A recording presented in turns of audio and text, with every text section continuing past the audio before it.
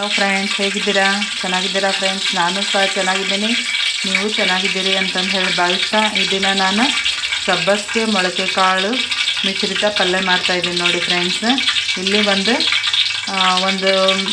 ಸಣ್ಣ 4 ಟೊಮೆಟೊ ಇಟ್ಕೊಂಡಿದ್ದೀನಿ, ಮತ್ತು ಇಲ್ಲಿ 8-10 ಹಸಿಮೆಣಸಿನಕಾಯಿ, ಇಲ್ಲಿ ಒಂದಿಷ್ಟು ಕೊತ್ತಂಬರಿ, ಮತ್ತು ಇಲ್ಲಿ ಬೆಳ್ಳುಳ್ಳಿ.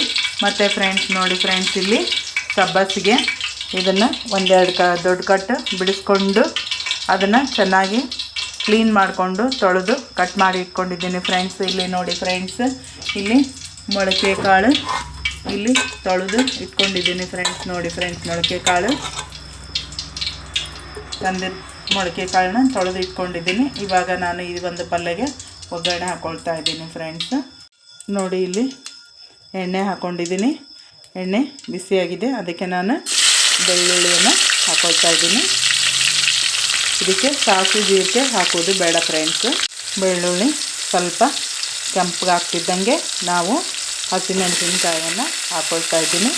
ಸೊಪ್ಪಿನ ಪಲ್ಯಗೆ ಫ್ರೆಂಡ್ಸ್ ಯಾವಾಗಲೂ ಹಸಿಮೆಣಸಿನ್ಕಾಯಿ ಹಾಕಿದರೆ ರುಚಿ ಬರುತ್ತೆ ಫ್ರೆಂಡ್ಸ್ ಯಾವಾಗಲೂ.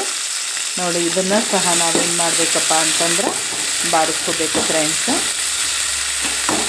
ಸ್ವಲ್ಪ ಕೆಂಪಗಾಗಬೇಕು ಹಸಿಮೆಣಸಿನ್ಕಾಯಿನೂ ಸಹ. ನಂತರ ಇದಕ್ಕೆ ನಾವು ಹೆಚ್ಚಿಟ್ಟುಕೊಂಡಿರ್ತಕ್ಕಂಥ ಟೊಮೆಟೊ ಹಾಕ್ಕೊಳ್ಬೇಕು, ಇದನ್ನು ಸಹ ನಾವು ಬಾಡಿಸ್ಕೋಬೇಕು ಫ್ರೆಂಡ್ಸ್.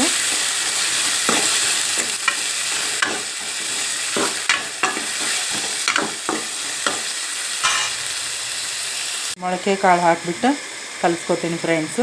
ಕಲಿಸ್ಬಿಟ್ಟು ಇದಕ್ಕೆ ಕಟ್ ಮಾಡಿ ಇಟ್ಕೊಂಡಿರ್ತಕ್ಕಂಥ ಸಬ್ಬಸಿಗೆಯನ್ನು ಸಹ ಹಾಕಿ ಕಲಿಸ್ಕೊತೀನಿ ಫ್ರೆಂಡ್ಸ್. ಇದಕ್ಕೆ ರುಚಿಗೆ ತಕ್ಕಷ್ಟು ಮಸಾಲೆ ಮತ್ತು ಅರಿಶಿಣ ಮತ್ತು ಉಪ್ಪು, ಕೊತ್ತಂಬರಿಯನ್ನು ಹಾಕ್ಕೊಂಡಿದ್ದೀನಿ. ಇದನ್ನೆಲ್ಲ ಮಿಕ್ಸ್ ಮಾಡ್ಕೊಳ್ಳೋಣ ಫ್ರೆಂಡ್ಸ್. ಈಗ ನೋಡಿ ಫ್ರೆಂಡ್ಸ್, ಬಿಸಿಯಾಗಿರ್ತಕ್ಕಂಥ ಮೊಳಕೆ ಕಾಳು ಮತ್ತು ಸಬ್ಬಸಿಗೆ ಮಿಶ್ರಿತ ಪಲ್ಯ ರೆಡಿಯಾಗಿದೆ. ಇದನ್ನು ಟೇಸ್ಟ್ ಹೇಗಿದೆ ಅಂತ ನೋಡೋಣ ಬನ್ನಿ ಫ್ರೆಂಡ್ಸ್. ನೋಡಿ ಫ್ರೆಂಡ್ಸ್, ಬಿಸಿ ಚಪಾತಿ ಜೊತೆಗೆ ಇದು ಪಲ್ಯ ಹೇಗಿದೆ ಅಂತಂದು ಹೇಳಿ ಟೇಸ್ಟ್ ಮಾಡಿ ನೋಡೋಣ ಫ್ರೆಂಡ್ಸ್.